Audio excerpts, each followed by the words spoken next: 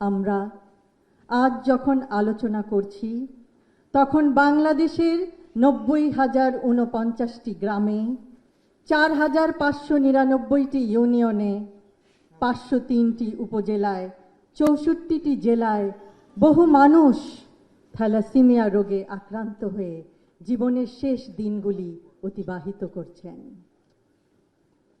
থ্যালাসেমিয়ায় আক্রান্ত পরিবারের সহযোগিতা ও আশ্বাস দেয়া জরুরি। তারা অবহিত নন যে থ্যালাসেমিয়া একটি প্রতিরোধযোগ্য ব্যাধি। তারা অবহিত নন থ্যালাসেমিয়ার চিকিৎসা সম্পর্কে। সঠিক চিকিৎসা মাধ্যমে মারাত্মকভাবে আক্রান্ত ব্যক্তিও স্বাস্থ্যকর জীবন অতিবাহিত করতে পারেন। এক্ষেত্রে একটি সচেতন মানবিক সমাজ হিসেবে আমরা কিছু পদক্ষেপ নেয়ার প্রয়াস করতে পারি। থ্যালাসেমিয়া যোদ্ধা ও তাদের পরিবারের আশ্বস্ত করা, তারা এই দীর্ঘ কষ্টকর পথ একা অতিক্রম করবেন না, সকলে তাদের পাশে আছে। দেশ জুড়ে থ্যালাসেমিয়া ও অন্যান্য জন্মগত ও বিরল রোগে আক্রান্ত মানুষদের একটি ডেটাবেস প্রস্তুত করার পথে এগিয়ে যাওয়া এবং একটি রেজিস্ট্রার মেনটেন করা।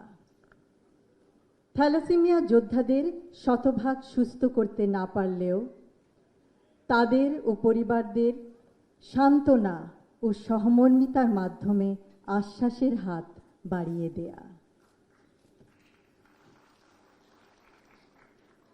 সচেতনতা সৃষ্টিতে এগিয়ে আসা। সচেতন মানবিক সমাজ হিসেবে আমার কাছের, আমার পাশের দেশবাসীর জন্য আমরা এটুকু করলে নিশ্চয়ই পরিস্থিতির উন্নতি হবে ইনশাআল্লাহ। অন্তঃসত্ত্বাকালীন সময়েও স্ক্রিনিং করে শনাক্ত করা যায়। যে কোনো বয়সেই স্ক্রিনিং টেস্টের মাধ্যমে শনাক্ত করা যায়। পরবর্তীতে তাদের প্রয়োজন সুষ্ঠু চিকিৎসা, মানসিক স্বাস্থ্যের সহায়তা, পর্যাপ্ত ব্যায়াম ও খাদ্যাভ্যাস। দেশবাসীকে থ্যালাসেমিয়া সম্পর্কে সচেতনতা সৃষ্টি ও শনাক্তকরণ প্রক্রিয়া চালানো যায় সদর হাসপাতালে, উপজেলা স্বাস্থ্য কমপ্লেক্সে, ইউনিয়ন ও গ্রাম পর্যায়ে। প্রত্যন্ত গ্রামেও উপসর্গ শনাক্ত করা যায়। 1 লক্ষ নতুন স্বাস্থ্যকর্মী নিয়োগের সময় তাদেরকে থ্যালাসেমিয়া সম্পর্কে সম্যক জ্ঞান দেওয়া যায়, অর্থাৎ এর উপসর্গ, চিকিৎসা ও আশ্বস্ত করার পদ্ধতি সম্বন্ধে প্রশিক্ষণ ও অবগত করা যায়। এর মাধ্যমে বাংলাদেশের গ্রাম, ইউনিয়ন, উপজেলা, জেলা পর্যায়ে বহু নতুন ও পুরনো রোগী শনাক্ত হবে।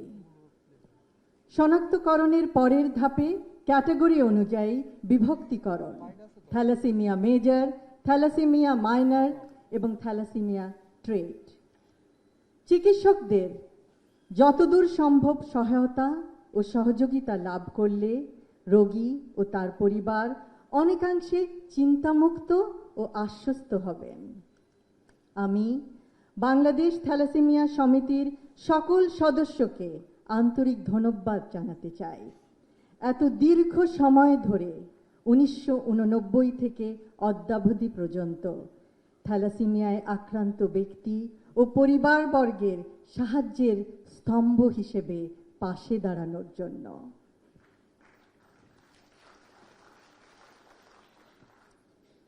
স্বেচ্ছায় রক্তদাতাদের তাদের এই অভাবনীয় মানবিক কাজের জন্য জানাই অভিনন্দন ও মোবারকবাদ।